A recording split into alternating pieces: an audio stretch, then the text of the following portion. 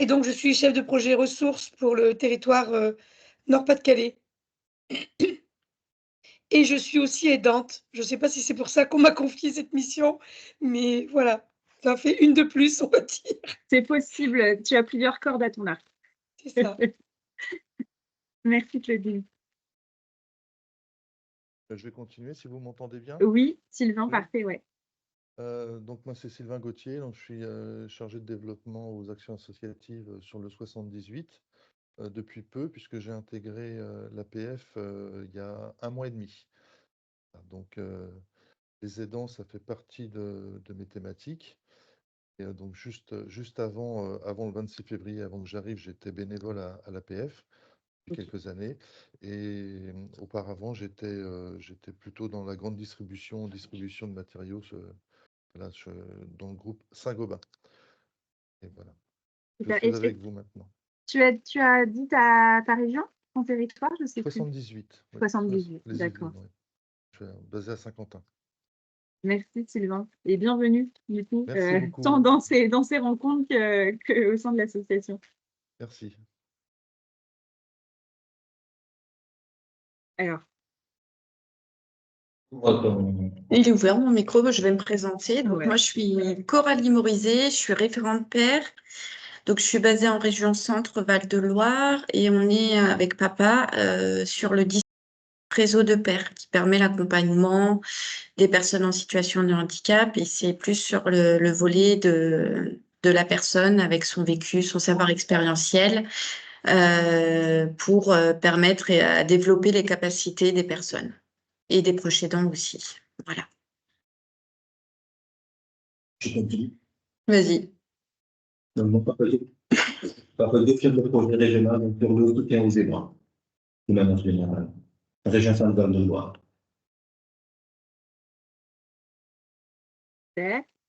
On peut peut-être continuer sur la région centre. Allons-y. Je suis Angéline Galliot, infirmière coordinatrice au SAMSA APF France Handicap Loire-et-Cher.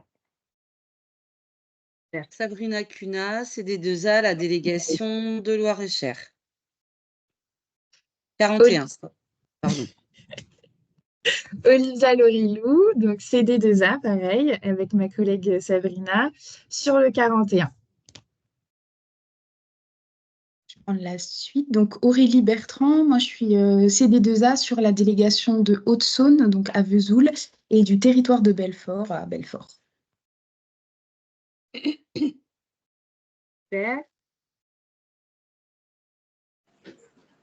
Magali, je oui. continue.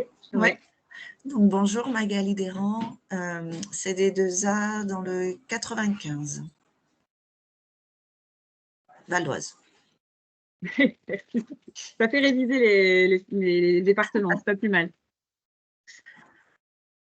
Ok, Maïwen, vous aviez Léa? Je vais prendre la parole. Donc, bonjour à toutes et tous. Moi, c'est Léa Robin. Je suis CD2A à la délégation du 88, donc les Vosges. Bienvenue. Bonjour. Bonjour Xavier Gonzalez, je suis chef de service au SES L'Éclaircie, donc APF France Handicap forcément, à Avignon, dans le Vaucluse. Et c'est ma collègue CD2A, Cindy Amedo, qui m'a convié à la réunion en visio. Donc voilà. C'est comme ça que ça fonctionne justement, le lien entre eux, c'est en plus c'est le thème d'aujourd'hui, les délégations et les structures, c'est super. Et il reste Maïwen. Maïwen, qui n'a pas de micro, qui a mis un petit mot. Ah d'accord, je n'ai pas regardé la conversation. Super. Maïwen, CD2A à la délégation APF France Handicap des Vosges aussi. Je crois qu'on a fait le tour, j'ai oublié personne. Il me semble que c'est bon. Ouais, super. Bon, merci beaucoup à tous. On a deux personnes qui vont nous rejoindre un petit peu après, Élise Martinez et Philippe Burchel, qui sont eux en région PACA, qui vont aussi intervenir pour présenter leurs projets respectifs et qui ont eu d'autres contraintes et donc nous rejoindront en cours de route. Donc moi, je me présente à mon tour pour ceux qui me connaissent un petit peu moins. Angélique Dallé, je suis basée au siège de l'association à Paris et je m'occupe de la thématique des aidants. des aidants familiaux, donc des parents, des proches, des conjoints, frères, sœurs, enfants qui accompagnent une personne en situation de handicap régulièrement. Et donc, sur la thématique des aidants, il y a 2 choses, on va dire 2 missions. Il y a Repère aidant, que vous connaissez tous pour la plupart, à peu près, en tout cas, qui est un dispositif qui existe depuis 2017, le dispositif national que propose APF France Handicap pour les aidants, avec plusieurs actions de soutien. Donc, on a des formations qui sont assez longues, qui durent 7 heures, qui sont co-animées par un professionnel et un aidant familial. Donc, c'est un binôme de formateurs. Et donc, il va y avoir vraiment le mix entre l'apport, le savoir théorique du pro et le savoir expérientiel de l'aidant. Et c'est ça qui fait toute la richesse du dispositif et des formations. On a plein de thématiques qui sont proposées un peu partout en France, en présentiel ou en visio. On a aussi des webinaires depuis 2 ans qui sont beaucoup plus courts, qui durent 1 heure et demie, informatifs. En fait, ce sont des sortes de permanence avec des professionnels d'un secteur en particulier. Donc, on a pas mal de webinaires, par exemple, juridiques sur la tutelle, la curatelle, le mandat de protection future, l'habilitation familiale, la PPH, voilà, des choses très concrètes où les personnes vont pouvoir poser toutes les questions qu'elles ont à un professionnel pendant 1 heure et demie. Mais on a, donc là, je parlais de l'aspect juridique, mais on a aussi tout ce qui concerne parfois des aspects psychologiques, évidemment, le burn-out de l'aidant, la charge mentale. On a eu l'habitat inclusif, on a eu l'aménagement du véhicule. On a plein de choses. En fait, la programmation est faite en fonction des besoins des aidants et qui nous sont remontés dans les questionnaires de satisfaction. Donc, notre programmation change tous les semestres. Et puis, on a des ateliers bien-être, et ça, c'est nouveau, ça existe depuis cette année, qui sont des visios de 2 heures qu'on propose aux aidants. Et là, on a à chaque fois des cycles de 10 ateliers, donc on va dire des cycles thématiques. On a eu un premier cycle sur justement la culpabilité, la charge mentale de l'aidant, donc entre janvier et mars. Sur ce cycle de 10 ateliers, en effet, il y a un fil rouge, mais les aidants peuvent s'inscrire à la carte et participer à la carte. On n'est pas obligé de suivre les 10 ateliers, évidemment. Mais quand on suit les 10, en tout cas, on sent qu'il y a une progression. Et on a en fait plusieurs aspects de groupes de parole, d'expression à travers l'écriture ou l'art-thérapie, par exemple, mais aussi de pratiques corporelles avec de la sophro, de la méditation, du yoga. Il peut y avoir plein de choses. Et là, on a un nouveau cycle qui a commencé entre avril et juin, qui vient tout juste de commencer. Le premier atelier, d'ailleurs, a lieu demain. Et là, c'est vraiment sur découvrir plein de techniques de relaxation différentes. Et là, on va avoir de l'automassage, on va avoir de la gestalt-thérapie, on va avoir de la sophrologie, de la méditation, on va avoir plein de choses différentes. Claudine, oui. Oui, juste, c'est compliqué de prendre des notes sur tout ce qui existe. Est-ce qu'il y a un support qui définit tout ça? Parce que c'est riche et très intéressant, mais moi, je découvre beaucoup là.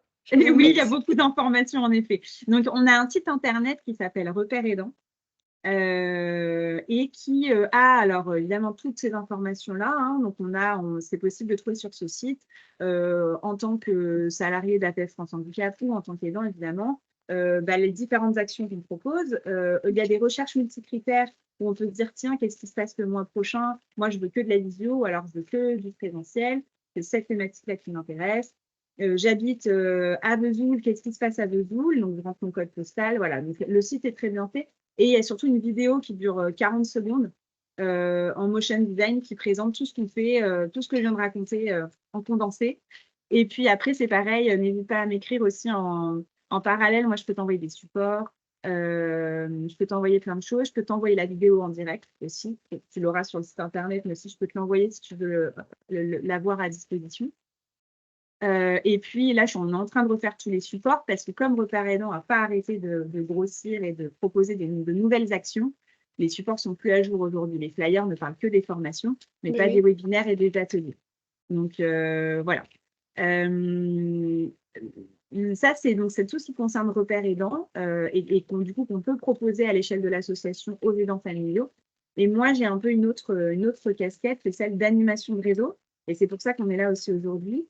C'est sur la thématique des aidants, d'essayer de savoir un petit peu ce qui se passe partout en France, au-delà de repères aidants, évidemment, de savoir ce que vous proposez pour les aidants, si vous avez envie de mettre des choses en place, et savoir un peu ce qui se fait à droite, à gauche, parce que souvent, on a tendance à réinventer le chaude et justement à perdre du temps alors qu'il y a plein de choses qui se passent juste à côté de chez vous. Et l'idée, c'est de faire du lien. Donc, c'est qu'on se retrouve tous les... moi, j'organise une rencontre comme ça 4 fois par an. Donc, on se retrouve tous les 3 mois et qu'on puisse échanger, se rencontrer, se dire ce qui a fonctionné, ce qui n'a pas fonctionné, quels sont les besoins. Et moi, j'essaie aussi de proposer des thèmes en fonction de vos besoins. Donc, c'est aussi à vous de me faire remonter des choses pour que je puisse programmer des thématiques qui vous plaisent. Et à chaque rencontre, il y a des intervenants qui vous présentent des projets qui ont marché ou pas d'ailleurs, et te dire, proposer des questions, c'est vraiment des rencontres participatives. Et aujourd'hui, moi je trouvais ça intéressant et vous étiez plutôt partant, en tout cas dans les dernières rencontres en fin d'année dernière, de parler des projets qui ont fonctionné et qui ont été montés ensemble entre délégations et établissements et services. Parce qu'on se rend compte aussi que c'est difficile parfois de créer du lien. Alors, c'est vrai que quand on est dans les mêmes locaux, parfois, ça aide. Et en fait, évidemment, on arrive à être plus en contact des familles, mobiliser plus de personnes, parce que quand on est une délégation notamment et qu'on organise des projets, même qu'on fait une session repère aidant, après, il faut quand même pouvoir communiquer et toucher les familles et les aidants. Et finalement, quand on bosse avec une structure, on voit à quel point le projet il a beaucoup plus de chances de réussite. L'idée, c'est justement de pouvoir plus créer de liens entre les délégations et les structures. Et donc, je suis ravie aujourd'hui parce qu'on a justement des salariés de délégation, des salariés de structure. Donc, c'est vraiment l'objectif. Du coup, on a aujourd'hui donc Sabrina qui va nous présenter son projet avec, si je ne me trompe pas, donc Olivia, Angéline, et j'oublie une 4e personne peut-être, non? Vous étiez 3 ou 4?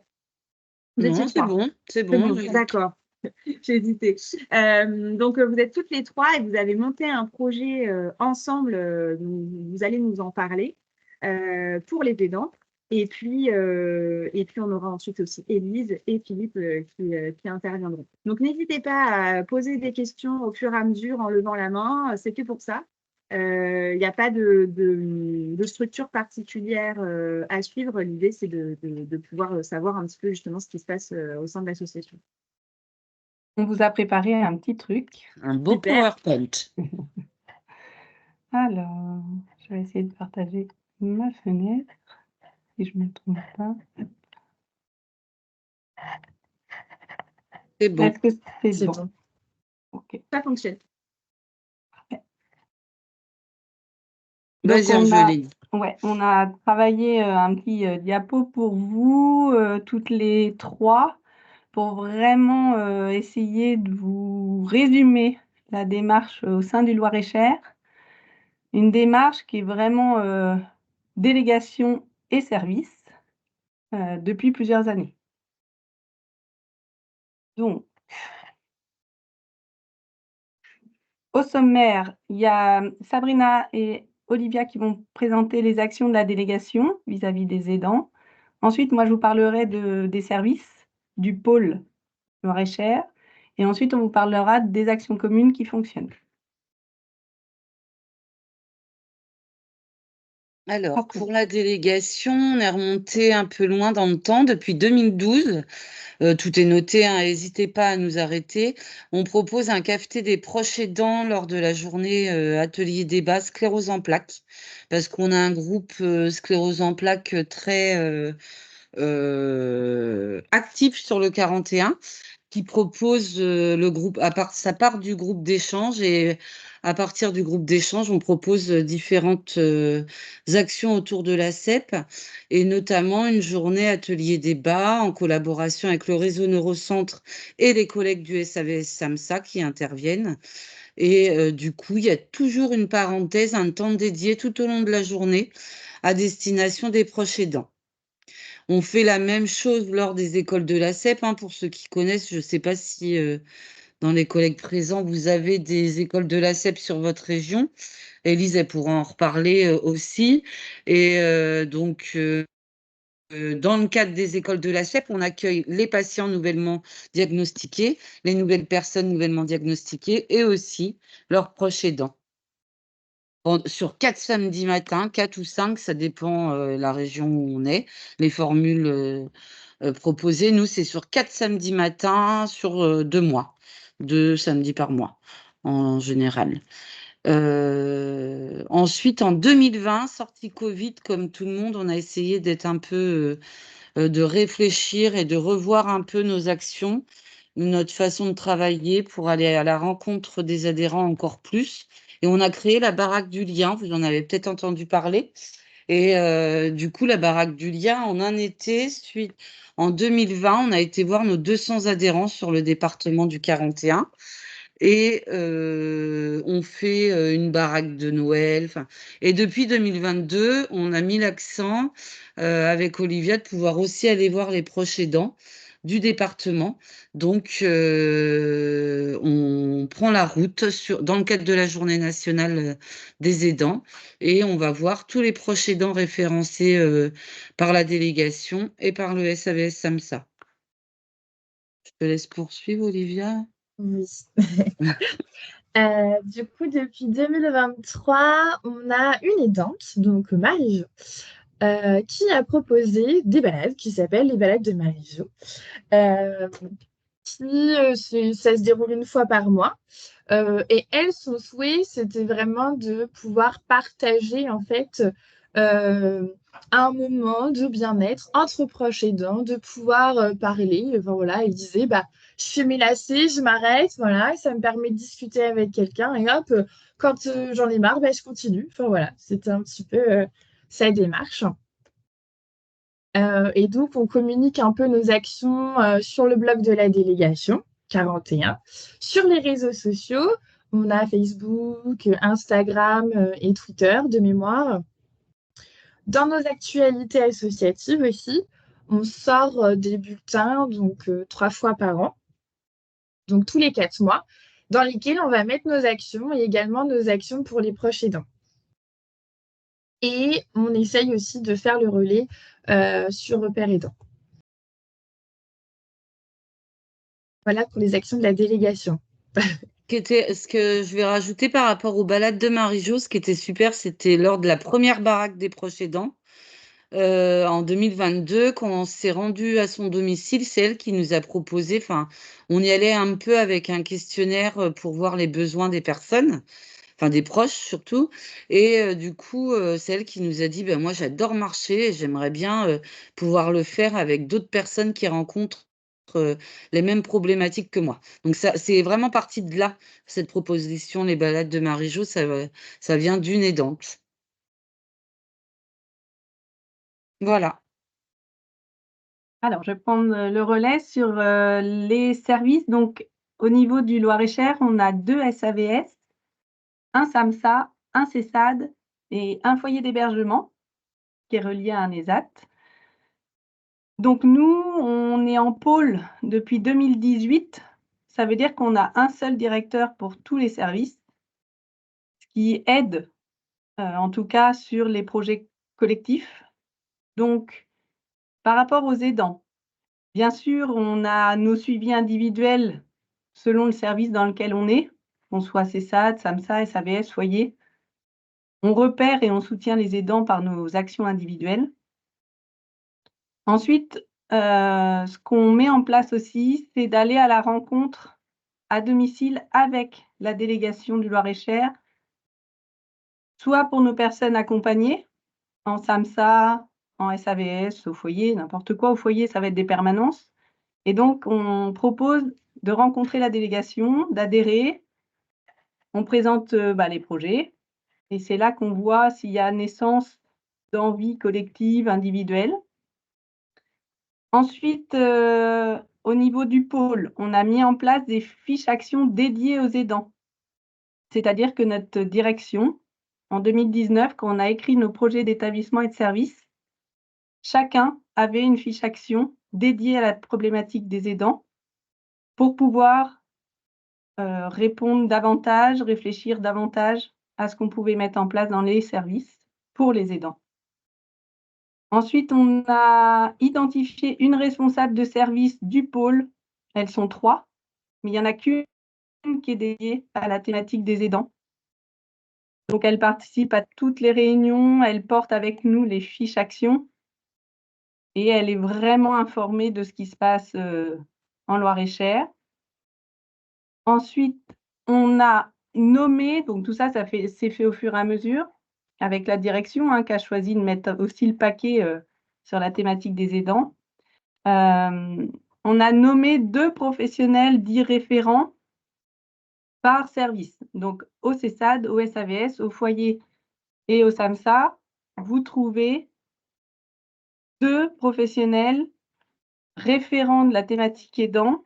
Donc, pour être référents, ils ont suivi des webinaires, pareil, des journées à thème pour un peu plus les enrichir, les aider. Et ils ont participé au groupe de travail vis-à-vis de la fiche action dans chaque service. Voilà, ils ont été sollicités et c'est eux qui sont connus et reconnus par la délégation pour porter les choses ensemble. Et donc, à ce groupe de travail qui dure depuis 2020, après la réécriture des projets de service, on s'est dit, en 2023 seulement, parce qu'il fallait aussi qu'on travaille d'abord au sein de nos services la thématique, on s'est dit en 2023, bon, on invite la délégation et on fait un seul groupe de travail.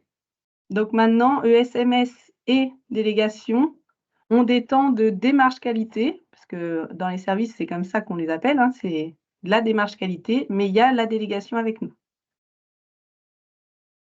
Et ensuite, une autre action qui a été mise en place dans les services, c'est qu'un autre professionnel est référent par service pour participer aux réunions de la délègue. Donc là, c'est inversement.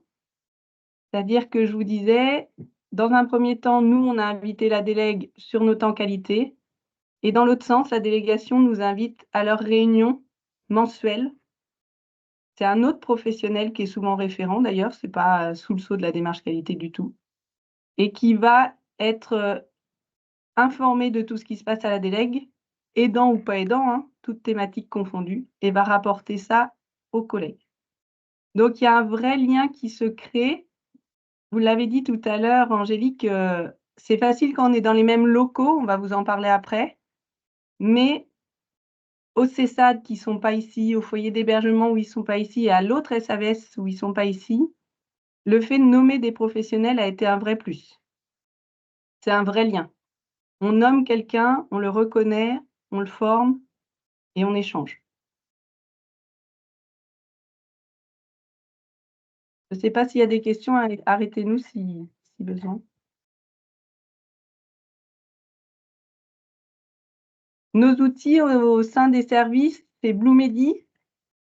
On ouvre un compte à chaque personne accompagnée et dedans, la personne accompagnée peut montrer à ses aidants une boîte à outils qu'on a mis dans enregistrement, boîte à outils des aidants, et on l'a déclinée avec les outils nationaux, les outils régionaux, les outils départementaux et les comptes rendus des groupes de travail pour qu'ils voient ce qui est travaillé au sein d'APF France Handicap pour eux.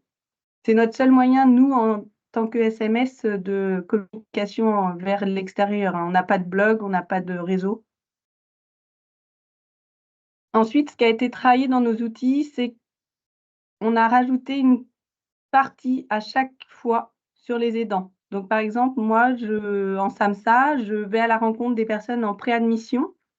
Et dès la préadmission, j'ai un petit temps consacré aux aidants, soit avec la personne qui m'aide à identifier qui il a autour de lui, soit l'aidant est présent et je prends un temps pour l'identifier, identifier ses missions, éventuellement les risques d'épuisement ou autres.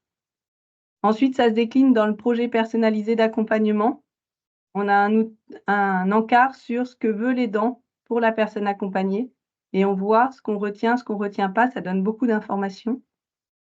Donc voilà, dans tous nos outils d'accompagnement, on a rajouté une partie sur les aidants.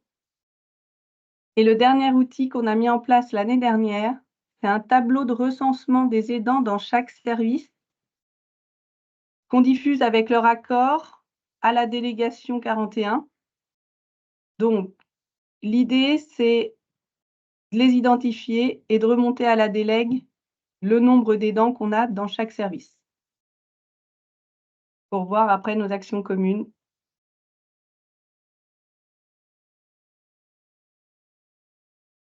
Donc, nos actions communes.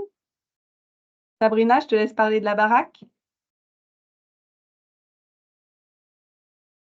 Oui, Sabrina, Olivia, on va le faire à 2 voix. Hein. À 2 Vas-y, voix. Olivia.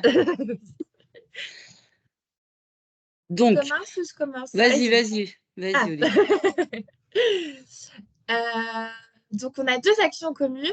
On en a d'abord une, c'est la baraque des aidants, qui est née de la baraque du lien, en fait. Donc, on a commencé par aller voir nos adhérents l'été. Et de ça, en fait, est né le souhait, l'envie et le besoin d'aller voir les aidants. Donc, tous les ans, lors de la Journée nationale des aidants, le 6 octobre, on organise une baraque des aidants, des proches aidants. On les appelle plus les proches aidants parce qu'en fait, ça peut être un parent, mais ça peut être un voisin, enfin, voilà, ça peut être quelqu'un de proche. Et on l'organise en coopération avec les services. Tu peux me couper, Sabrina, ou rajouter des trucs. Alors, ce qui est chouette sur la baraque, on l'a pas mis dans les outils, mais on a créé un questionnaire par rapport à leurs besoins aussi, aux proches aidants. Et cette année, on a invité nos partenaires qui financent cette baraque des aidants à nous accompagner. Donc, on avait un délégué d'une mutuelle, on avait 6 salariés d'une entreprise qui font du mécénat d'entreprise et du coup qui nous ont aidés sur toute la journée parce que le Loir-et-Cher, c'est un département super étendu. Et du coup, on avait 60 personnes à voir sur cette journée. Donc, du coup, on a créé 4 trios qui ont parcouru le département pour aller voir chacun une dizaine de personnes. Ce qui est impressionnant, c'est que du coup, aujourd'hui, on peut re-rentrer dans les maisons. Et du coup, alors certains nous ouvrent la porte, nous disent merci beaucoup. On fait le questionnaire où on leur laisse pour qu'ils puissent redonner aux collègues du SAMSA ou nous le renvoyer en délégation pour ceux qui n'ont pas le temps de nous recevoir. Pour ceux qui ont le temps, on se pose autour d'un café ou un thé, on remplit le questionnaire. On a un super partenaire qui est Truffaut depuis 2 ans, qui nous soutient. Donc, du coup, il nous offre une petite plante et on va leur apporter la petite plante en même temps que nos actualités associatives. Et souvent, ça fait plaisir. Alors après, ce qui joue, parfois, ça peut être compliqué d'aller chez la personne. Parce que il y a plein de choses. Ils profitent qu'on soit chez eux pour nous livrer plein de choses qui peuvent être plus compliquées. Et ce qu'on a vraiment observé, c'est le fait qu'on y aille et que on les croise pas dans les locaux de la délégation ou dans un service ou sur des actions à l'extérieur. Le fait d'aller chez eux, il se passe beaucoup plus de choses. Donc, on met en place une invitation, on ne se pointe pas quand même au hasard. Hein. On les prévient qu'on va venir. Nous aussi, dans les services, hein, on donne, ce qui permet voilà, quand même de ne pas aller vers 200 personnes au hasard, mais de filtrer un peu ceux qui seront là. Moi, dans les services, même, j'identifie des personnes chez qui ce serait bien que la délégation s'arrête, discute. Voilà. Et grâce au tableau de recensement qu'on vous remonte à la délégation, on peut préciser les besoins, les risques d'épuisement pour pas que la délégation se retrouve non plus en difficulté. En difficulté. Et ce qui est intéressant aussi, tu parlais des mécènes tout à l'heure, Sabrina, mais il y a des adhérents aussi qui souhaitent nous accompagner sur la baraque des aidants. Et on a du coup des adhérents qui veulent y retourner parce que c'est quelque chose qu'ils ont apprécié. Le fait de recueillir des témoignages parce que eux sont en situation de handicap, d'aidants. Et du coup, ça leur permet aussi de faire écho aussi à leur quotidien, etc. et ils souhaitent en fait continuer puisque c'est une expérience à la fois enrichissante pour eux, mais aussi bah, du coup pour les aidants et c'est vraiment un échange de partage, de savoir, etc. Et donc en 2022, quand cette première baraque a eu lieu, on a fait un bilan tous ensemble et on s'est dit, on a regardé les questionnaires, on s'est dit, ils ont besoin d'une autre action qui apporterait là quelque chose de concret, pas juste bonjour, comment allez-vous et il ne se passe rien derrière.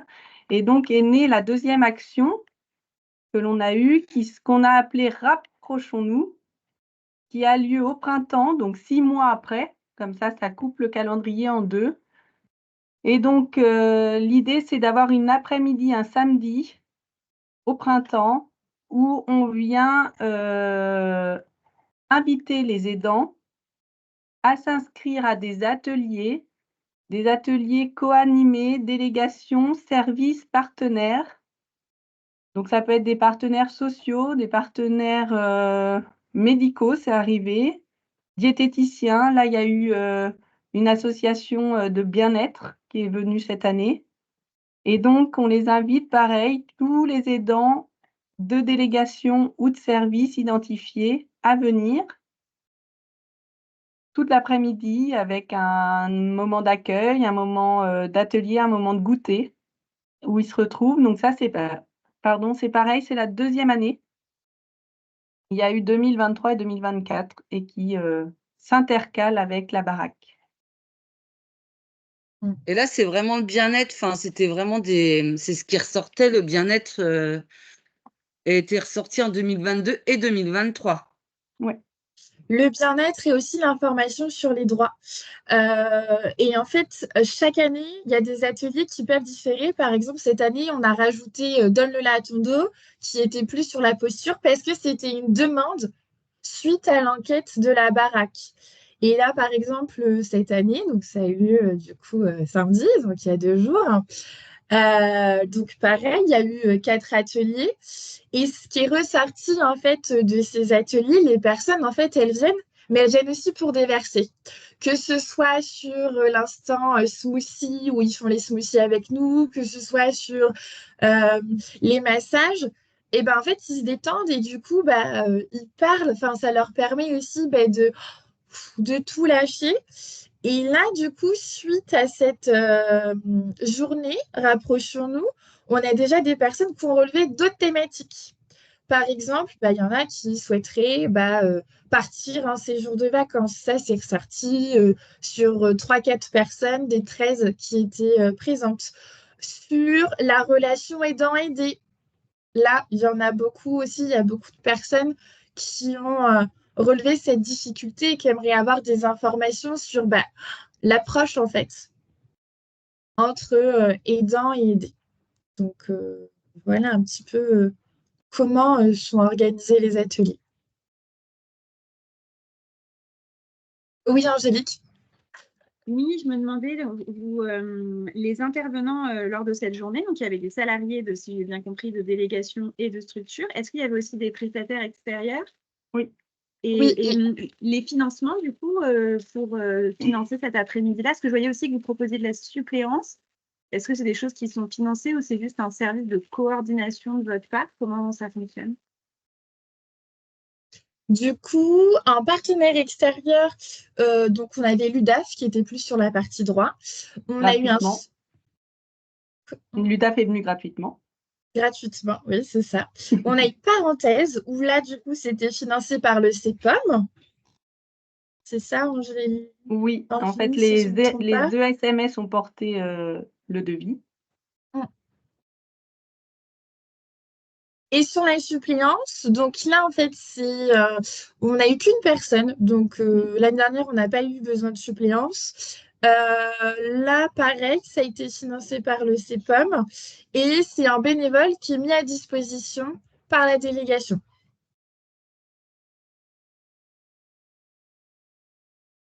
Ok, super. Donc, quelques chiffres pour vous donner une idée. La baraque des proches aidants en 2022, on en a visité 49, en 2023, 50. Donc, ça se maintient autour de ces chiffres-là. Et rapprochons-nous, les 2 fois, il y a eu 14 participants. Et c'est des participants, c'est les mêmes ou vous Non. arrivez à avoir de nouvelles personnes? Ah oui. Non, c'est pas les mêmes.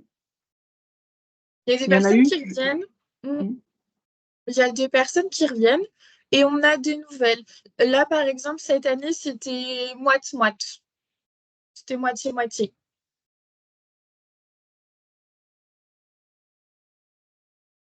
On vous a identifié les leviers et les freins. Ah oui, Papa, tu as une question. Vas-y, finis d'abord, Angéline. Moi je n'ai pas de question, mais c'est plutôt une remarque, mais je le dirai à la fin. Vas-y. Bah, vas-y, On- dis-le, papa. Mais- Vas-y, Non, mais papa. je vous laisse Ça fait finir. de Je vous laisse. l'échange, c'est sympa. Bah, après, si tu veux, je peux y aller. Après, ce que je Vas-y. voulais dire par rapport à ce que vous avez fait là, en fait, c'est plutôt une remarque parce que ça fait quand même 4 ans que je travaille avec vous. Une de mes missions aussi, c'était de faire en sorte qu'il y ait un rapprochement des établissements et des services et des délégations dans la région Centre-Val de Loire. Donc, vous, c'est vraiment un exemple à, à encourager. Pourquoi? Parce que ça rappelle avant tout que APF France Handicap est avant tout une association par et pour les personnes. Donc, ça permet aussi aux établissements et aux services de sortir un peu du cadre, tout ce qui est règlement, tarification, process. Ça permet aussi à la délégation de pouvoir compter sur des professionnels et on est dans des logiques de changement, de transformation de l'offre. C'est très intéressant ce que vous faites pour avoir travaillé avec vous. C'est le lien social avant tout et ça, dans toutes les actions que nous mettons en place, on voit que les aidants ont besoin de la coordination des professionnels. Et ça, je pense que c'est à encourager un peu partout en France. Voilà la remarque que j'avais. Je n'ai pas de question particulière parce que je connais bien mes collègues, mais vraiment, c'est quelque chose qu'il faut vraiment encourager parce que ce n'est pas facile. On a cet exemple-là dans la région Centre-Val de Loire, mais dans d'autres départements, ce n'est pas aussi facile que ça. Donc voilà, donc je parle en Mais je connaissance pense de que cause. la clé, c'est ce qu'on se disait aussi avec Angeline, hein, c'est une histoire de personne. On peut être proche dans des locaux. Enfin, après, ça va y avoir aussi ça qui rentre en ligne de compte. Si c'est pas L'implication. porté, ce qui se passe, c'est entre personnes. C'est tout à fait ça. Et c'est vraiment avoir aussi, mettre au centre les personnes accompagnées. Alors, Au ce que je niveau des rajouterais projets, aussi, c'est l'importance que les directions nous suivent c'est ça, et nous donnent les moyens de faire parce que nous, dans les services, on a plein de projets. Hein. Je veux dire, tout à fait. on n'a pas le temps de s'ennuyer. Mais il y a un moment donné où on a choisi de travailler cette thématique-là. Je te rejoins sur aussi le sentiment d'appartenance à APF France Handicap. Dans les services, c'est pas toujours simple. Les salariés sont là pour venir travailler, gagner leur pain et rentrer chez eux. Nous, dans le projet de service 2019-2023, il y avait en plus une autre fiche action commune au pôle, parce qu'en plus on créait le pôle, sur le sentiment d'appartenance. Et donc on a eu aussi une direction qui nous a fait travailler sur ce qu'on venait chercher déjà personnellement, bien sûr, ça te questionne, mais sur ce que tu peux toi donner en tant que salarié d'un service, mais aussi au service de la délégation et d'APF France Handicap. On a eu pas mal de colloques qui ont coûté de l'argent, des colloques sur des thématiques, la transformation du médico-social, comment APF nous soutient. On a été en lien avec APF national hein, pour venir nous expliquer ce qu'on attend de chacun et après on a construit quelque chose. C'est ça. Mais il faut dégager du temps aux professionnels sur cette thématique-là, sinon ça ne marche pas. Donc les leviers, c'était que les actions soient concrètes. On s'est dit, il faut 2 actions phares, la baraque et rapprochons-nous. 2 fois par an en intercalé. Il faut que ce soit concret pour les aidants. Ils en ont marre qu'on vienne leur demander ce qu'ils ont besoin Et qu'il n'y ait rien et derrière. qu'il n'y ait rien. Et en plus, c'est des actions qu'on renouvelle à l'identique parce que ça nécessite du temps la première fois. Et donc après, si on renouvelle à l'identique, ça roule. Ne pas toujours réinventer. Si ça fonctionne, on continue comme ça.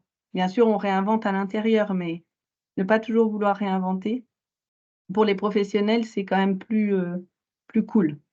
La gratuité, cette année, on a perçu vraiment une augmentation des adhésions de personnes et d'aidants grâce à la gratuité de la première année pour les personnes accompagnées par un service. Moi, j'ai de plus en plus de personnes en SAMSA qui acceptent une visite en binôme avec la délégation parce que c'est gratuit. Comme ça, ils testent et ils renouvellent souvent l'adhésion après. La proximité des locaux, on ne va pas se mentir, ça aide. Mais Sabrina l'expliquait bien, c'est l'implication des professionnels qui change tout. Parce qu'on disait tout à l'heure, le CESAD, le SAVS de Vendôme ou le foyer, on peut aussi les attraper en nommant des professionnels dédiés à ça. Il ne faut pas que ce soit tout le monde, sinon c'est personne. Il faut que ce soit des personnes identifiées pour avoir du temps pour le faire. C'est vrai que les réunions référents APF France Handicap, parce qu'on les appelle comme ça, vu qu'il y a un référent par service, comme le disait Angeline, ça aide à construire des projets communs entre la délégation et le pôle. Parce qu'on se croise une fois par mois on a une fois par mois des réunions pour évoquer tous les projets qu'on peut mener ensemble. Il y a des freins. On aimerait avoir encore plus de projets. Il y a des besoins, on les identifie et parfois on aimerait aller plus loin, mais on manque de financement. Angélique, vous posiez la question tout à l'heure, clairement, on fait avec des petits moyens. On a essayé, hein, papa? On a essayé des gros appels à projets. Enfin, après, ça dépend. Oui, c'est vrai. C'est toujours un peu Ça va laborieux. Et surtout à destination du grand public, c'est-à-dire qu'aujourd'hui, on est obligé d'identifier nous-mêmes et d'aller vers, ce qui est très bien, mais on ne peut pas toucher plus de monde. On manque de financement. Ensuite, ce qui a été difficile, c'était de définir au départ ce qu'est un proche aidant. Donc, auprès des professionnels, on a dû insister, expliquer, sensibiliser parfois, parce que c'est nouveau pour certains, ou même faire tomber certaines croyances, principes. Je vous donne l'exemple de l'enfant accompagné, où on me disait en CESAD, son parent, il est parent, il n'est pas aidant. Ah oui, moi je connais des parents qui ne sont pas aidants, je vous assure, qui sont maltraitants. Donc on ne va pas définir un parent aidant directement. On va essayer de chercher au sein de l'environnement de l'enfant qui est vraiment aidant. Ça peut être la voisine quand elle le garde, la grand-mère qui va le chercher à l'école. Voilà, on essaye de faire tomber ces barrières, d'identifier simplement une personne au quotidien. Ce n'est pas forcément celle-là. Ça peut être d'autres aussi. Et puis après, en tant qu'aidant soi-même, il y en a plein qui se disent pas aidant, hein. Donc, dans nos outils, je vous le disais tout à l'heure, d'accompagnement, on les identifie, on les nomme aidants. J'ai encore une fois une maman qui m'a dit, mais pourquoi vous m'appelez aidant ou proche aidant? Pourquoi?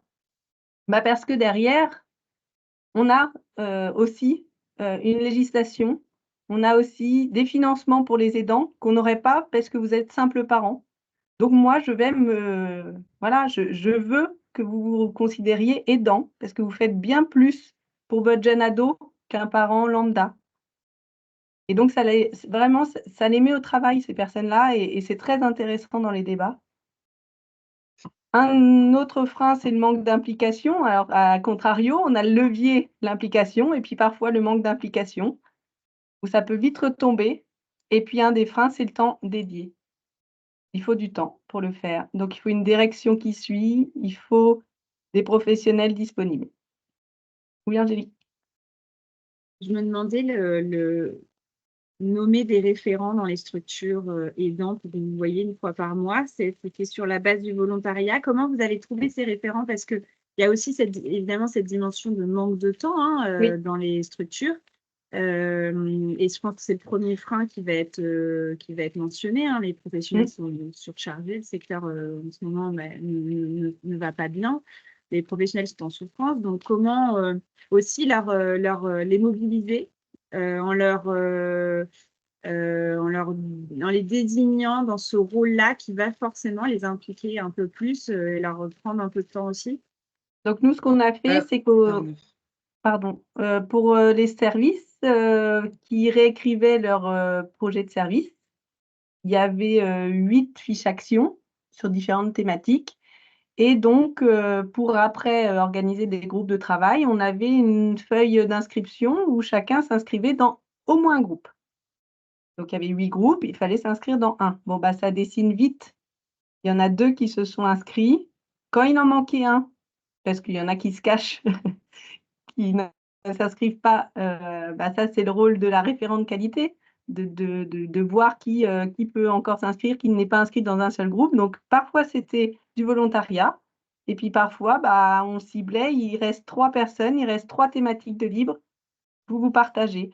Et ensuite, bah, on fait avec les calendriers de chacun. La direction, il y a une année, ça a été les aidants et l'autre année, c'était l'autre thématique. Donc, quand vous êtes sur les aidants pendant 1 an, vous devez participer au groupe de travail 3 fois, 4 fois, mais l'année d'après, vous êtes tranquille. Il faut l'appui aussi de la direction, quoi. En tout cas, complètement. Voilà, c'est essentiel.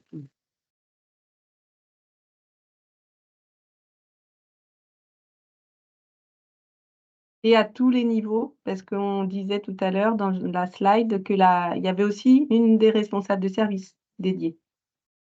Donc, c'est à tous les niveaux que ça se dédie. Ce n'est pas juste nous ou juste eux. Après, les réunions référents en Centre Val-de-Loire, ça avait été vraiment une demande de notre directeur régional de l'époque, Pascal Ucellio, et qui avait demandé au directeur de service et de SMS et de délégation, ces temps où les directeurs de service devaient nommer des référents pour que vraiment il y ait ce lien entre le mouvement associatif et les ESMS. Après, c'était plus obligatoire parce qu'elle l'avait demandé pour un temps. Et dans certains territoires, ça s'est fait, d'autres pas. Et après, aujourd'hui, c'est vraiment la volonté de la direction du pôle SMS et de Catherine Gerbauloir du territoire 3741 de poursuivre ces échanges. Et on voit que ça match parce que au-delà de ce qu'on fait autour des aidants, on a réussi à construire un gros séjour autour des rencontres nationales jeunesse entre pôle et délégation. Enfin, du coup, ça émane sur plein de projets communs. C'est ça. Et pour juste, en fait, rajouter un truc. En fait, Pascal l'avait fait parce qu'il y a aussi, c'était par rapport au CEPOM, parce que il fallait que les établissements et les services, en fait, mettent dans leur projet d'établissement ou de service le soutien aux aidants. Donc ça, c'est vraiment, c'était demandé. Après, des directeurs ont joué le jeu, d'autres non. Mais c'est pourquoi, Angéline, vous avez fait les fiches actions. Mais dans les négociations avec l'ARS, il fallait mettre en place le soutien aux aidants. Et même si certains directeurs vont dire, bon, il n'y a pas de sous, ce n'est pas tout le temps vrai. Il y a une manière, il y a des sous qui sont alloués aux actions pour les aidants. Ça, voilà, ça Alors, marche. nous, il n'y a pas de sous, clairement. Là, on a payé parenthèse, le devis, il était de... En fait, il y a des sous, mais c'est la manière dont on va nous dire qu'il n'y a pas de sous. Mais il y a, Non, mais il y c'est a des sous. fléché. Après. mais il y a des sous. Après, c'est ce que je te dis, bon, tout dépend des besoins, des spécificités des établissements et des services, mais il y a des sous. Il y a toujours mais bon. Oui, après, il y a des priorités, j'imagine, et on choisit de flécher sur une année les sous sur telle et telle thématique. Et les aidants, bon, ça a de plus en plus d'importance au sein de l'association, mais on reste une association de personnes. Donc, malheureusement, c'est quand même pas non plus souvent la priorité. Ça arrive de plus en plus, ça tend à bouger, mais on n'y est pas encore tout à fait parce que c'est pas dans notre ADN. J'espère qu'on a été clair. Il n'y a pas de question. Est-ce que quelqu'un souhaite rebondir, faire une remarque, donner un projet similaire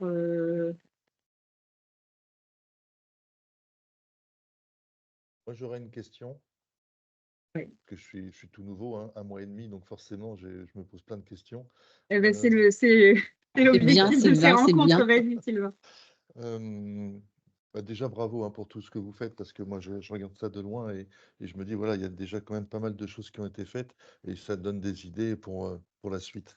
Moi, j'aimerais savoir, quand vous parlez des fiches actions, c'est quoi les fiches actions? Parce que où est-ce qu'on peut les trouver et dans quelle mesure ça peut nous aider? En fait, chaque service a l'obligation de réécrire son projet de service tous les 5 ans. D'accord? Et donc, à la fin des projets de service, il y a des fiches actions que l'on va mettre en œuvre pour les 5 années à venir et auxquelles on doit répondre, hein, parce qu'elles montent à l'ARS et au conseil départemental. Donc, il faudra prouver dans 5 ans ce qu'on a pu mettre en place ou pas. D'accord. C'est les services qui sont obligés d'avoir ça. OK. Oui, c'est pas les Qu'on appelle la délégations, démarche c'est qualité. Ouais. Non, c'est c'est ça, pas les c'est les délégations. services. Par contre, Sylvain, tu peux trouver des fiches projets sur la plateforme collaborative APF France Handicap où nous, avec Olivia, on avait déjà référencé la baraque. Et rapprochons-nous peut-être pas, mais si. Et Si, du oui. coup, on avait fait une fiche projet pour chaque action, on fait des fiches projet qu'on met à partager sur la Ouais, plateforme collaborative. d'accord, Peut-être c'est que noté. Sylvain, tu ne sais pas comment on y va sur cette plateforme collaborative. C'est sur l'intranet, non? Oui, Oui, je devrais trouver ça sur l'intranet. oui, oui. D'accord. Je Ça va vais, venir petit à petit, mais il y a tous les éléments, hein. C'est je vais, un truc de malade, d'abord, hein, je vais l'intranet. fouiller. Ouais. Je vais fouiller. Claudine? N'hésite pas sinon. Merci. Oui, je voulais préciser à Sylvain que au sein des délégations, on a tous été formés aussi au mode projet, mode réseau. Et c'est complètement en phase avec ce qui vient de nous être proposé.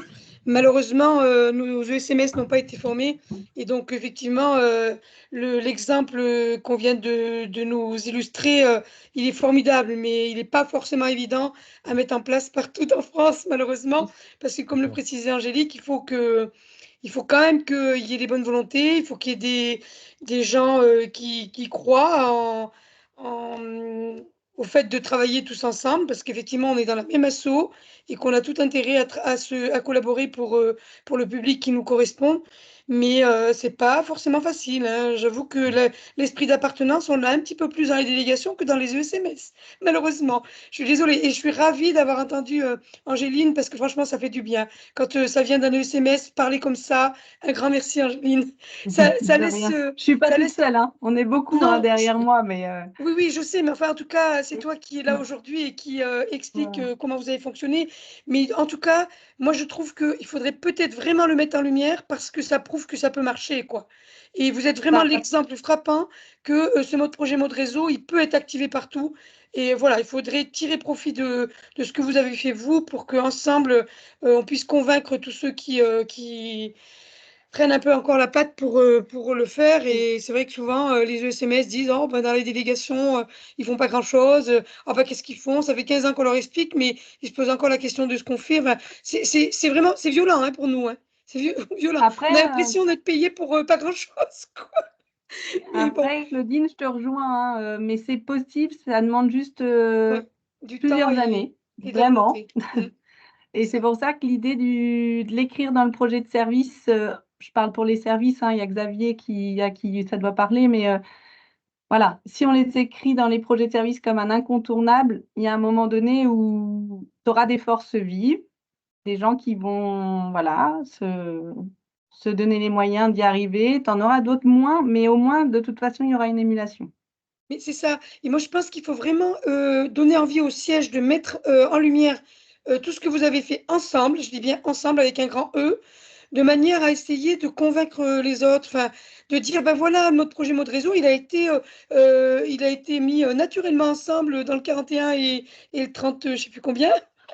Ma géographie. 41. Voilà. Et donc, du coup, enfin, voilà, on s'est trop râlé quand ça va pas, mais en tout cas, quand on a des belles choses, il faut savoir les valoriser, les mettre en lumière. Et moi, j'aimerais bien que le siège puisse envoyer, je sais pas, un petit mail qui dit mode projet, mode réseau dans le 41, ça va de soi. Enfin, je sais pas quelle formule, mais voilà, pour que les autres ils puissent aussi ben, monter dans la locomotive et puis y aller, quoi. Enfin, on a envie d'essaimer ça, quoi. Merci Bravo, Claudine, bravo.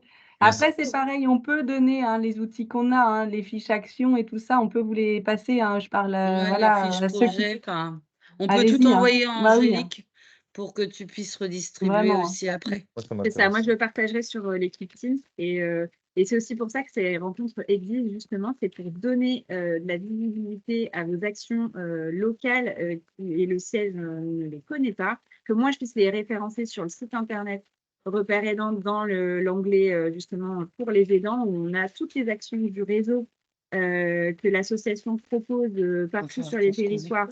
Donc ça, c'est aussi mon rôle de les publier et comme ça, c'est visible sur une carte de France et on peut vous contacter. Les aidants savent ce qui se passe chez vous. Et puis que moi, je puisse les faire remonter justement dans cette fameuse dynamique coopérant de réseau en mode projet. Ouais, Ça, c'est Angélique, important. si je puis me permettre, je pense qu'il faut aussi l'exporter en dehors de stricto sensu que le projet aidant. Parce que c'est vraiment une Non, méthodologie qui c'est peut à la être com. utilisée pour plein Ah ben. d'autres sujets. Alors peut-être une autre délégation avec des Oui. ESMS, ce sera peut-être pas sur le sujet aidant qui vont se réunir, mais en tout cas partir de cet exemple-là pour dire la cohabitation, la collaboration, la co-construction, elle peut exister partout, quoi. Et Et sur les comme on sujets qui le vous disait, correspondent. Claudine, on a fait la même chose avec les rencontres nationales jeunesse, Et voilà, où on a c'est ça. embarqué 20 usagers, enfants, du CESAD, du SAMSA, du SAVS, ça allait de tous les services avec des adhérents, donc c'est possible. Et oui, c'est Je dois ça. vous laisser. Bonjour et au revoir, Élise. À Merci bientôt. beaucoup en tout cas. Au revoir. Merci Sabrina et puis merci Angéline et Olivia. On va passer à la suite. Et papa, tu voulais prendre la main avant que Élise prenne la parole. Oui, c'était juste par rapport à ce que disait Claudine. C'est que le mot ensemble que tu as souligné tout à l'heure, c'est simplement la gouvernance en fait. C'est que nous sommes un groupe de femmes et d'hommes qui voulons travailler pour des personnes. Tous les projets sont liés. C'est-à-dire que nous, dans la région Centre-Val de Loire, tu parlais de mode projet, mode réseau, mais nous, on a le réseau de pairs, les personnes en situation de handicap et les aidants, mais on fait le lien avec la sensible entreprise, la sensibilisation entreprise, qui est un projet mené par Suzy Pinon. On fait le lien aussi avec Andy Droit, parce qu'en fait, tous les projets sont liés. De toute façon, si on travaille bien, à chaque fois, on aura des points où on va se retrouver. D'où l'idée de voir tout ce que nous faisons et de voir comment on peut soutenir toutes ces bonnes initiatives. Voilà. Merci papa et bravo encore une fois pour ce projet, vraiment. Et oui, je vais pas hésiter à le faire remonter à la com. Et tout ce qui est publié aussi sur le site Repères aidants est publié sur Ma Boussole aidant. C'est le site national de référencement de toutes les actions pour les aidants en France, pas du tout que au sein d'APF France Handicap. Donc l'idée, c'est justement de donner de la visibilité. Élise, je te laisse que vous continuez peut-être même pour un temps court. Oui, bah, quand je vois le maillage, je me dis, oula, nous, on n'en est pas là du tout, du tout. Bon, non, moi, je voulais juste présenter une petite vidéo qui a été faite à l'occasion de la Journée nationale des aidants l'an dernier avec le SAVS du 06. On avait donc l'organisation de la Journée nationale des aidants et on a voulu valoriser justement comment le SAVS suivait les aidants. Donc, du coup, on a une petite vidéo que je vais vous laisser regarder dans le Teams. Alors, attends, il est où le Teams? La chat. Est-ce que tu veux que je la partage pour tout le monde? Est-ce que Ouais, ça y est. chacun Non, ça y est, je suis dans la conversation. l'a mis dans la conversation? Il faudra qu'on coupe tous nos micros, voilà. Je vous laisse regarder. J'expliquerai après le projet. Voilà, je vous propose qu'on regarde la vidéo et puis on se retrouve Ouais. juste après.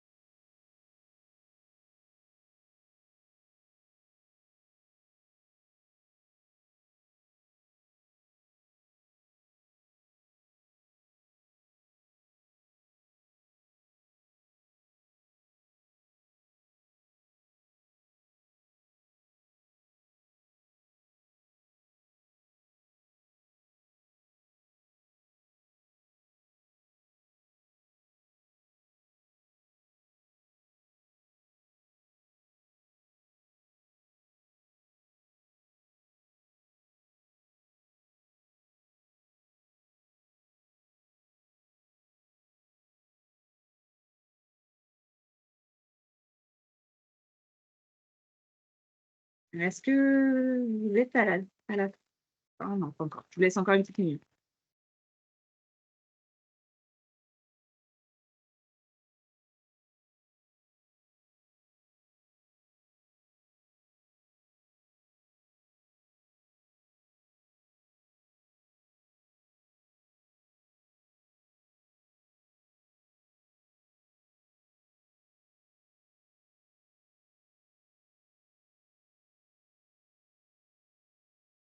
Il y a des gens qui ont mis un peu de temps à le regarder, donc on va attendre qu'ils aient fini.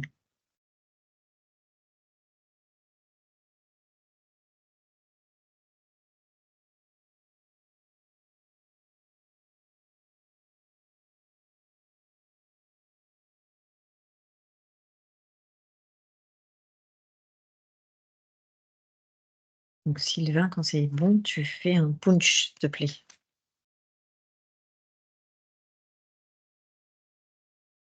Après, comme le temps file, je vois qu'il est déjà 11h40 et que Philippe n'a pas encore Ok. Bon, bah, parlé. alors, Je pense qu'on peut. Voilà. voilà. Sylvain, Juste rapidement, voilà. Donc je suis Élise Martinet, je suis chef de projet sur la thématique des aidants et sur la sclérose en plaques en région PACA-Corse.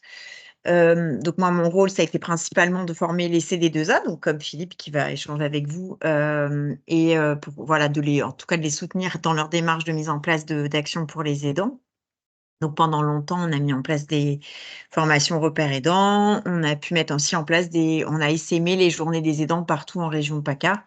C'est comme un forum qui a lieu à l'occasion de la journée des aidants. Alors évidemment, maintenant, c'est peut-être plus courant qu'il y a 10 ans, mais il y a 10 ans, ça n'existait, enfin, ça a émergé, quoi. Donc du coup, l'idée, c'était que les acteurs se rencontrent. Aujourd'hui, on a la chance que des collectifs voient le jour, et donc c'est porté par les communes. Donc c'est le cas du CC. Donc par exemple, le CCAS de la ville de Nice a réuni 19 associations qui œuvrent pour proposer justement des services aux aidants. Et donc là, dans ce cadre-là, le SAVS et la délégation vont ensemble soutenir les actions dans cette maison des aidants qui s'appelle l'adresse des aidants. Donc, on a pu assister à tout un processus de de création, de design de cette adresse des aidants, c'est-à-dire comment on voudrait concevoir ce lieu et qu'est-ce que les aidants voudraient trouver dedans. Et l'an dernier, du coup, on a pu coécrire avec le SAVS, avec la délégation et le SAVS, cette vidéo. Donc, ça nous a pris beaucoup de temps parce qu'on était 3 associations. Là, ça a l'air de rien, c'est 7 minutes, mais le temps d'écrire un script, de vraiment tout roder, ça a pris des mois et des mois. Donc voilà, c'était juste un exemple de coopération. Dire qu'après, au niveau du SAVS, on a formé donc des pairs aidants pour qu'ils deviennent aussi membres de l'équipe et qu'ils soient salariés pour pouvoir justement, en tout cas indemnisés, pour qu'ils puissent apporter justement leur plus-value dans l'accompagnement des aidants quand il y a un suivi et un accompagnement. Voilà ce que j'ai à dire à peu près. Sinon, c'est vrai que le maillage que j'ai vu là, nous, il n'existe pas encore. On est plus on est en train d'essayer de décloisonner délégation et services, même si quand on est sur les mêmes lieux, voilà, lorsqu'il y a des activités, on les mutualise. Mais on n'en est pas au niveau d'avoir voilà, pointé des relais dans les équipes salariées. Mais c'est en cours, c'est en chemin. Donc, c'est une culture à apprendre, vous l'avez dit, c'est une question de personne. Mais voilà, on voit quand même qu'il y a il y a des projets qui se montent là en Corse. Donc, c'est un établissement qui va porter une dynamique de diagnostic pour les aidants.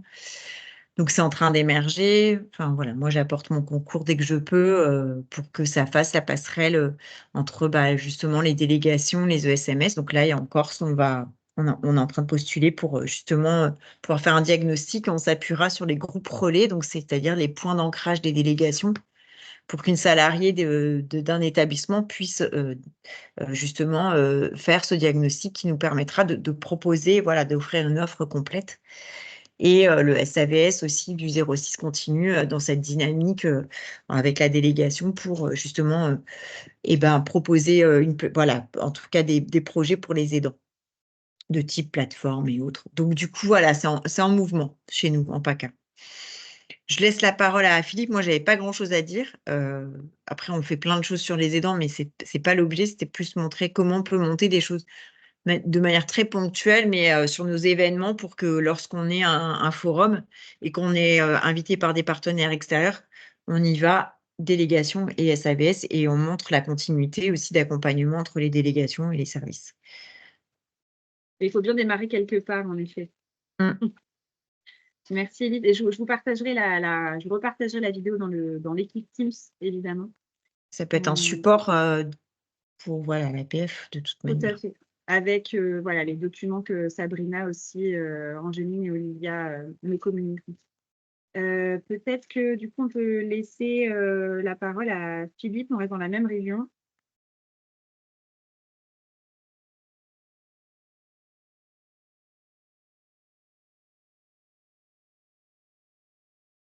Et Philippe était avec nous, je le vois connecté, mais...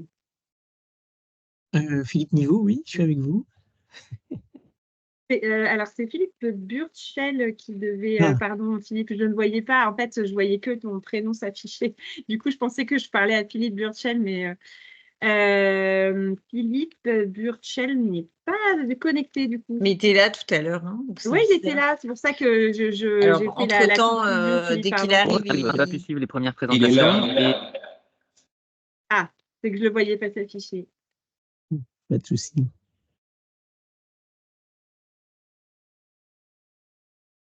Non, je pensais qu'il allait... Non, il n'est pas connecté. Bon, est-ce qu'il y a des questions par rapport à la présentation qu'on a faite là tout à l'heure déjà? Ça permet de faire la transition avant qu'ils nous reviennent. C'est ça.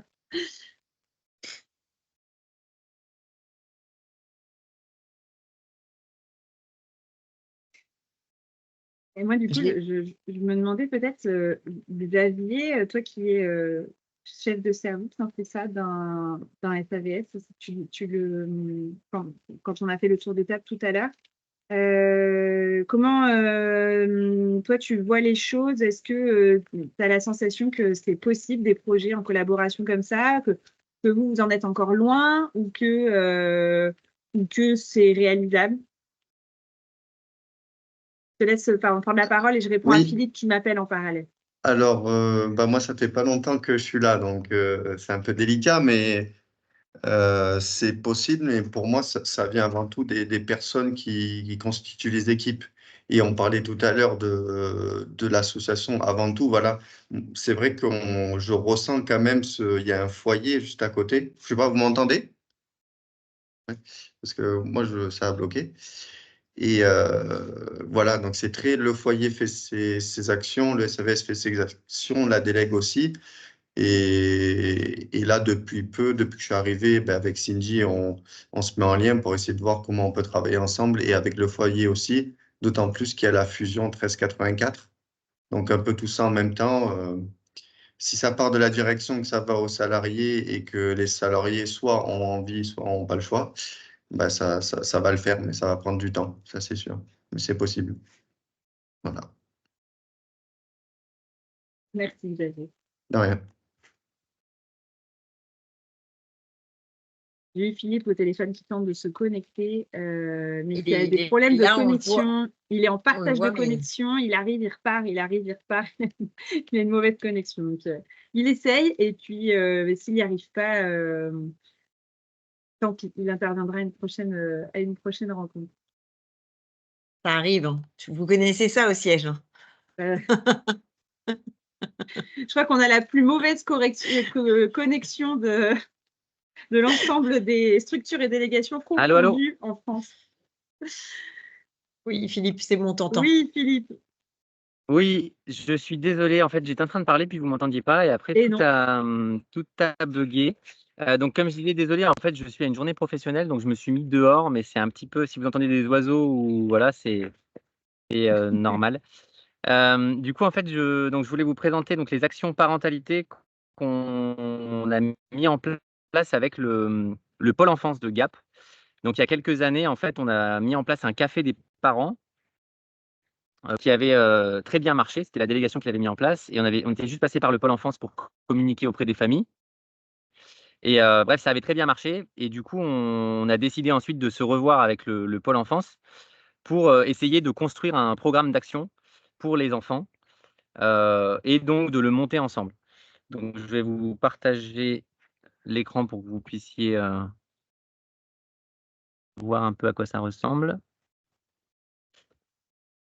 Youps.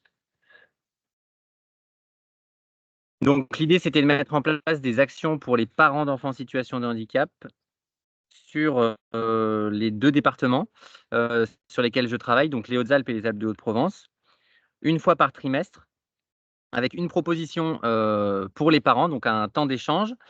C'est vraiment l'objectif de la rencontre, mais aussi une proposition pour les enfants, pour permettre aux parents de venir avec leurs enfants et même pour les inciter à venir. Donc un atelier ludique pour les enfants et de commencer l'après-midi par un temps d'acclimatation bien-être pour permettre à tout le monde en fait de se mettre dans le bain de l'après-midi et pour faciliter la séparation des enfants et des parents sur la deuxième partie de l'après-midi. Et l'idée, c'était aussi de le faire en dehors des structures du handicap et de la santé. Je reviendrai dessus. Voilà. Est-ce que ça passe à la suivante? Voilà.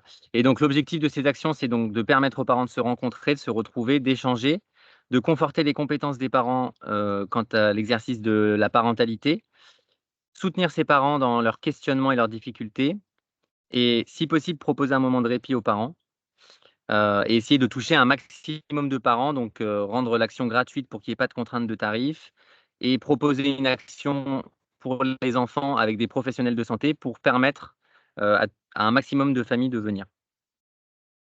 Voilà, et je vous mets juste des petites photos pour que vous ayez un aperçu des rencontres. Donc on voit les temps d'échange, les temps d'acclimatation, relaxation et les ateliers ludiques pour les enfants. Voilà, et du coup, donc là, ce que je trouvais intéressant par rapport au lien avec les ESMS, c'est que on s'est vraiment partagé les rôles avec le pôle enfance. Donc eux, ils sont en contact avec les familles, ils connaissent leurs besoins, ils connaissent les spécificités des enfants. Et donc, on a pu construire ensemble le projet pour essayer de faire en sorte que ça colle au mieux pour les familles. Donc on s'est dit, on va organiser les rencontres le samedi, parce que en semaine, c'est difficile d'avoir les parents. On va organiser les rencontres en dehors des structures du handicap parce que on avait la sensation que les parents, ils avaient déjà beaucoup à faire au handicap. Et du coup, pour les inciter à venir, il fallait plutôt être voilà, en dehors de ces structures. Et ensuite, c'est là aussi où on a eu l'idée de passer par un temps d'acclimatation-relaxation pour que ça permette aux enfants de s'acclimater et de plus facilement de se séparer de leurs parents. Et aussi parce qu'il y a beaucoup des parents qui sont des mamans et qu'on s'est dit qu'une séance de bien-être, ça pourrait aussi permettre de les raccrocher euh, et de leur... Voilà, et c'est aussi grâce à ce lien avec le pôle enfance qu'on s'est dit il faut qu'il y ait des professionnels de santé sur les actions pour que les parents soient rassurés et qu'ils viennent avec leurs enfants. Donc, on a mis en place on fait appel à des éducateurs spécialisés ou des aides-soignants qui viennent compléter nos équipes pour les actions, pour rassurer les familles. Voilà, donc en fait, avec le pôle enfance, on a pu bien concevoir le projet en partant du principe que le pôle enfance peut accompagner les enfants, mais ils ont peu de temps pour accompagner les parents. Et du coup, là, c'est vraiment grâce à l'action de la délégation qu'on va pouvoir accompagner les parents que le pôle enfance, finalement, aimerait accompagner plus, mais n'arrive pas à le faire. Donc, on a conçu le projet ensemble. Et ensuite, c'est la délégation qui a déposé des dossiers de subvention, trouvé des intervenants pour animer les ateliers avec les enfants, avec les parents, pour trouver des professionnels de santé pour compléter les équipes. Et donc, c'est la délégation qui coordonne, on va dire, en lien avec le pôle enfance. Donc, on fait une réunion avant chaque action et une réunion bilan après chaque action.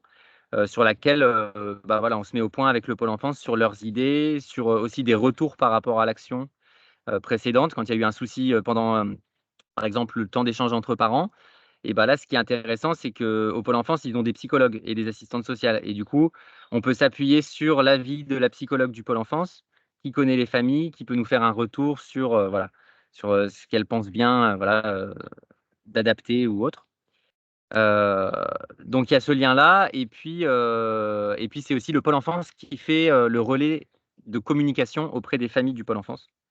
Parce qu'eux, ils sont en contact avec les parents, ils les voient amener les enfants, ils ont des points avec eux et donc ils peuvent leur proposer et les rassurer par rapport à cette action.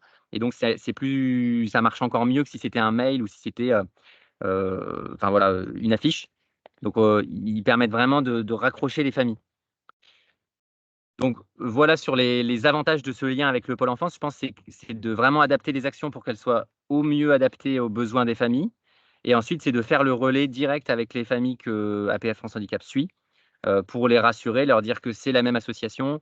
Voilà. Et c'est aussi nous aider au fur et à mesure des actions à adapter l'action en fonction des retours qu'on en a, en fonction des difficultés rencontrées. Parce que eux, ils ont des professionnels que nous, on n'aura pas en délégation. Comme je disais, l'assistante sociale, la psychologue. Et l'autre avantage que je vois aussi, c'est le prêt de matériel parce qu'eux, ils ont des tapis adaptés pour des temps avec des enfants. Et donc, avant chaque action, je passe récupérer les tapis et puis hop, on fait du prêt de matériel comme ça. Et puis, un dernier avantage que je vois aussi, c'est que ça renforce les liens. C'est-à-dire que là, ça a été très intéressant pour ce projet-là. Et au-delà de ça, moi, ça me permet aussi de leur passer des informations sur Repère Aidant, par exemple, ou de mieux connaître le pôle enfance et donc les ESMS APF France Handicap, ce qui m'aide moi aussi au quotidien, quoi. Donc, il y a ce projet.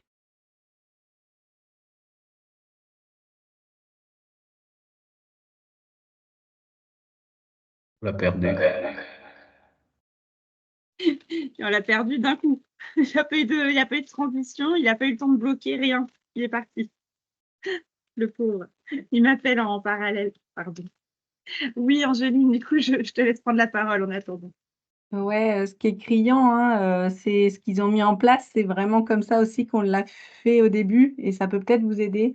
C'est que la délégation, elle est venue dans les services pour se présenter une première fois, mais même pour se représenter, parce que moi je les connaissais, mais pour autant, je ne suis pas toujours au courant de tout ce qui se passe. Donc en fait, c'est à maintenir vraiment tous les ans sur une réunion de service d'un des services. On invite la délègue la première heure, ils viennent, ils se présentent, ils présentent les actions, parce qu'il y a toujours des nouveaux dans des services. Tant pis, ça fait de la redite pour d'autres, mais c'est pas grave. Et c'est là que parfois naissent les idées. Mais vous faites ça, mais nous, on a pensé à ça, mais on n'a pas les moyens de. C'est ce qu'ils racontent, en fait, les ESMS, ils n'ont pas toujours les moyens d'aller au bout de l'action et de porter l'action. Donc, c'est une très, très bonne idée aussi de se pointer, que la délègue se pointe dans les services. Vraiment, ça peut marcher au début. Vraiment, il faut semer un peu comme ça.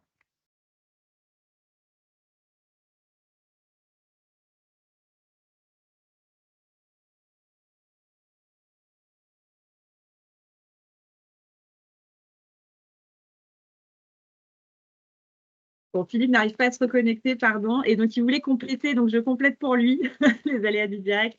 En fait, il y a un inconvénient que lui il trouve à son projet, c'est que du coup les actions sont proposées très largement à toute personne qui aurait envie de participer à ces événements et donc à des personnes qui ne font pas partie du pôle enfance.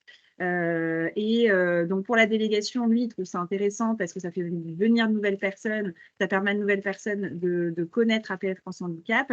Mais le pôle enfance, lui, considère qu'il s'investit dans un projet qui ne concerne pas que les usagers. Et donc, voilà, eux ils pensent que c'est quand même un inconvénient et préféreraient que ça ne concerne que les personnes de leur réseau. Claudine? Oui, j'aurais aimé poser une question à Philippe, mais bon, peut-être par intermédiaire. J'aurais aimé savoir comment. Sur l'équipe Teams, c'est vraiment le but, hein, l'équipe dans laquelle on fait partie, de mettre en place des actions pour les aidants. Je ne sais pas si tu y es, et sinon je te rajoute. Mais c'est vraiment, c'est pour ça, c'est pour que vous puissiez aussi vous poser des questions en dehors de ces temps de rencontre. Donc, il ne faudra pas hésiter à le taguer et puis lui poser la question directe. Mais je te laisse quand même la poser là, parce que ça peut peut-être inspirer d'autres personnes. Oui, c'est ça. Déjà, j'aurais aimé savoir comment étaient financées les actions, parce qu'apparemment, c'est porté par la délégation, donc je trouve ça assez chouette que ce soit la délégation qui coordonne. Mais comment c'était financé et est-ce qu'ils avaient pris soin de solliciter la caisse d'allocation familiale qui est axée sur la parentalité, hein. C'est des enveloppes qu'on va souvent jamais chercher, mais quand ça concerne des enfants et des familles, tout simplement, les CAF sont là, quoi. Et donc, ça vaudrait peut-être le coup de poser la question à Philippe et puis d'inciter à monter un dossier parce qu'il n'y a pas de raison, quoi. C'est pas parce que c'est dans la notion du handicap qu'on ne peut pas avoir d'aide par les CAF. Le handicap est fort, connu et soutenu dans les caisses d'allocation familiale. Donc, je voulais juste apporter cette petite information et j'aurais bien aimé savoir si c'était le cas pour le projet de Philippe. Beaucoup, il me l'a Et pas peut-être que précisé, Élise le donc, sait, non? Je ne sais Élise, pas. non, Non? ouais. Non, moi, ce que je sais, c'est que en fait, le projet, il part aussi du fait qu'il participait aux réunions du REAP. Donc, tout ce qui est réseau d'éducation populaire, un petit peu aussi, et qu'il n'y avait rien sur le handicap, et que donc, du coup, ils se sont dit qu'il y avait une opportunité. Mais après, je suppose que les financeurs, ils savent les mobiliser, hein, ça s'essuie. Donc, c'est les réseaux d'écoute, d'appui, d'accompagnement. Oui, c'est ça. Les REAP. Si ça émane du REAP, j'ai bon espoir que la CAF Non, est mais derrière. c'est sûr, ils savent les mobiliser. Après, enfin, moi, je sais pas hein, pour vous, hein, mais moi, j'ai fait des dossiers à la CPM. Par exemple, c'est une horreur. Il y a 2 CERFA. Enfin, c'est un cauchemar à faire. C'est tous les ans. C'est hyper complexe. Enfin, excusez-moi, hein, mais moi, pour envoyer quand le mail ne fonctionnait pas, quand j'envoyais pas courrier, ça se transmettait pas entre services. J'ai essayé 10 fois, ça m'a mis 4 mois pour réussir à leur faire passer un document. Je déposais le dossier en janvier, j'avais la réponse en novembre, donc mon projet avançait entre-temps. Donc, il y a certains financeurs, c'est vraiment cauchemardesque quoi, de répondre pour avoir 5 000 € par an. Alors, 5 000 €, on en a besoin, mais c'est cauchemardesque encore par moment, et c'est tous les ans. Quoi. Je Donc, te rejoins, Élise, parce qu'on doit bénis s'adapter le à fait toutes les plateformes. que les ateliers soient rentrés dans Repères Aidants, parce que moi, j'en pouvais plus. Quoi. Au bout de 4 ans, vraiment, je craquais. Quoi. J'en pouvais plus. Quoi. Donc, je ne sais pas comment sont les dossiers CAF, mais les dossiers CPM, parce qu'en fait, ils cherchent des porteurs sur les aidants. Et donc, du coup, ils sont hyper contents quand on vient vers eux. Mais il y a des dossiers, c'est très complexe. Quoi. Mais c'est Bon, tout à en tout fait cas, vrai. C'est tout à fait vrai. Moi qui suis chef de projet ressources, je peux te confirmer qu'on doit s'adapter à toutes les plateformes. Moi, je dois en avoir une trentaine de plateformes différentes pour les financements, mais c'est une horreur. Et chacun a sa méthode, chacun a son fonctionnement. C'est atroce. Mais malheureusement, on n'a pas le choix. Quoi. je sais. On est obligé de c'est passer compliqué. par là et d'être patient et de s'adapter. Oui, mais je pense que ça dépend des services parce que nous, avec Réseau de Pairs, on a répondu récemment, en fin d'année, à un appel à projet CEPAP, mais c'était facile. En fait, c'était vraiment très, très concis, très clair. On a eu presque 4 000 €. Et là, on a fait le bilan, on a renvoyé, mais c'était vraiment simple, quoi. C'est un mail, 2 mails, et puis on nous avait donné les sous, et puis c'est fini. Mais chaque CPM fonctionne comme elle veut. Et donc, c'est ça la difficulté, c'est qu'ils pourraient avoir un dossier qui soit un peu le même sur toute la France, mais non, ils ont chacun leur fonctionnement. Nous, par exemple, sur le territoire, j'ai que 2 départements, hein, c'est pas énorme, mais sur mes 2 départements, j'ai 6 CPM. Et bien, les 6, alors il y en a qui ont des dossiers qui se rejoignent un petit peu, mais j'en ai une, elle est à l'ouest de toutes les autres. Mais ça valait le coup quand même de se bouger parce qu'on a réussi à obtenir 4 fois 30 000 €. Donc, bon, c'est non négligeable. C'est pas sur les aidants, mais bien que c'est un dispositif qui est ouvert aux aidants aussi, c'est sur la médiation numérique. Et donc, comme c'est ouvert à tout le monde, c'est ouvert y compris aux aidants. Mais voilà, on a quand même réussi à avoir des belles enveloppes. Mais quelle patience, hein, Élise, je te rejoins parce que je t'assure que si j'ai des cheveux blancs aujourd'hui, c'est pas pour rien. Hein. Ils sont justifiés. C'est compliqué. Bon, de toute façon, voilà, faut continuer parce que c'est aussi du maillage, c'est du partenariat. Enfin, c'est bien Et il au-delà faut du savoir qu'on a une financement. convention qui nous lie avec les CPAM, hein, la CNAM, et puis avec les CPM normalement de façon régionale. Donc ça aussi, c'est un atout à mettre sur la table quand on va chercher des fonds parce que ça peut aller aussi jusque-là, quoi, si leurs assurés sont aussi nos adhérents ou nos usagers. Donc voilà, c'est le même public, in fine. Hein. Bon, Mais il faut être du poil à gratter. C'est ça. Est-ce que quelqu'un souhaite rebondir avant qu'on se quitte? Je vois qu'il est déjà presque 12h05. Ouais, une dernière question. Non, tout est clair. Je vous partagerai les documents dans l'équipe Teams. Et n'hésitez pas, encore une fois, si vous avez des questions qui vous viennent a posteriori, à taguer la personne et à lui poser la question dans dans l'équipe, l'idée de cette équipe, c'est que déjà essayer de limiter un peu plus les mails. Parfois, je vous donne des informations dans cette équipe-là, ça fait un peu des mails en moins. Et puis surtout de savoir qu'on est tous là à peu près dans l'objectif de justement partager les bonnes pratiques, se poser des questions, et on est réunis en tout cas au même endroit. Et ça permet de faire du lien au-delà de ces rencontres 4 fois par an. Est-ce que tant qu'on est encore ensemble, il y a des idées qui vous viennent pour la prochaine rencontre, des choses qui pourraient répondre à vos besoins, des idées d'intervention pour vous nourrir au quotidien? C'est pareil, vous pourrez les mettre après dans le groupe, mais si voilà, il y a des choses là comme ça à brûle pour point qui vous viennent, n'hésitez pas à les partager.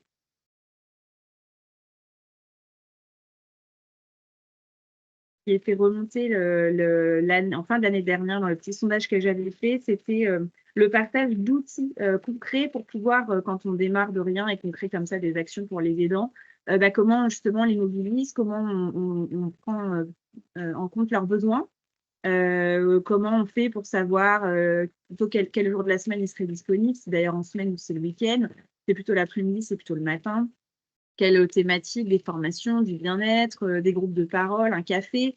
Et donc, avoir comme ça, savoir comment les acteurs du réseau ont commencé, avec quels outils, et puis pouvoir peut-être les partager et les entendre s'exprimer. Voilà, ce serait l'idée de la rencontre peut-être au mois de juin. Et puis, à voir ce qu'on peut proposer avec peut-être des interventions extérieures pour les prochaines rencontres au 2e semestre. Faire venir des aidants ou des partenaires d'APF France Handicap aussi pour vous nourrir un petit peu plus. Bien des paroles d'aidants aussi, parce que c'est vrai qu'on reste Voilà. beaucoup entre nous. Exactement, oui. Et avoir des aidants qui sont montés en tant que formateurs et de voir ce qu'ils ont déployé comme action. Parce que nous, quand on avait formé des pères aidants, justement, il y en avait enfin, en fait, ils devaient faire des réseaux d'écoute, mais il y en a qui ont monté des groupes de parole. Enfin, je ne sais pas s'il y a des initiatives d'aidants qui ont suivi nos ateliers, qui ne sont pas que formateurs, qui font des choses de leur côté. Ça pourrait bien aussi de sortir un peu de voir en dehors de l'APF, quoi. Tout à fait, Je oui. sais pas, Peut-être que papa, toi, des idées comme ça d'aidants qui sont dans réseau de pairs et qui sont investis, que ça leur a donné peut-être envie de s'investir par ailleurs dans d'autres choses. Voilà, on peut en garder ça en tête, et puis je vous solliciterai aussi là-dessus, et je pense que ça peut être une bonne idée pour le second semestre. Oui, Coralie. Justement, en parlant d'aidants, il y a l'association Avec nos proches. Peut-être leur proposer qu'ils interviennent pour expliquer un petit peu leur dispositif.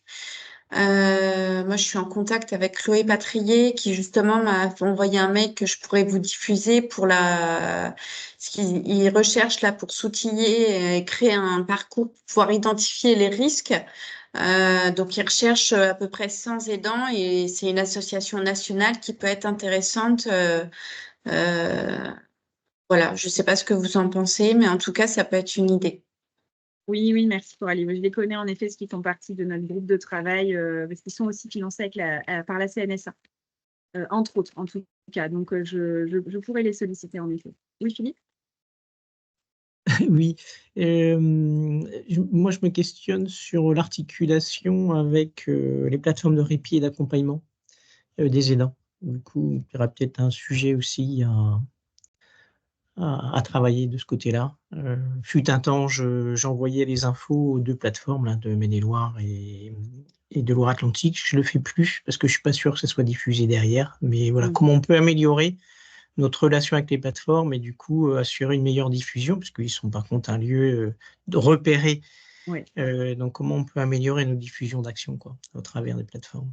C'est vrai que c'est vraiment des lieux de ressources. Hein. Ouais. Ouais.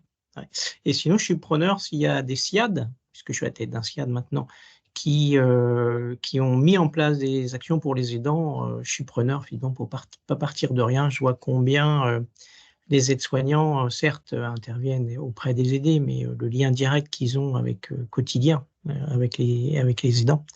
Et pour autant, aujourd'hui, il n'y a pas de bonne information d'orientation qui est faite. Donc, déjà, prendre contact avec la plateforme existante, mais aussi comment nous, on pourrait peut-être imaginer des actions.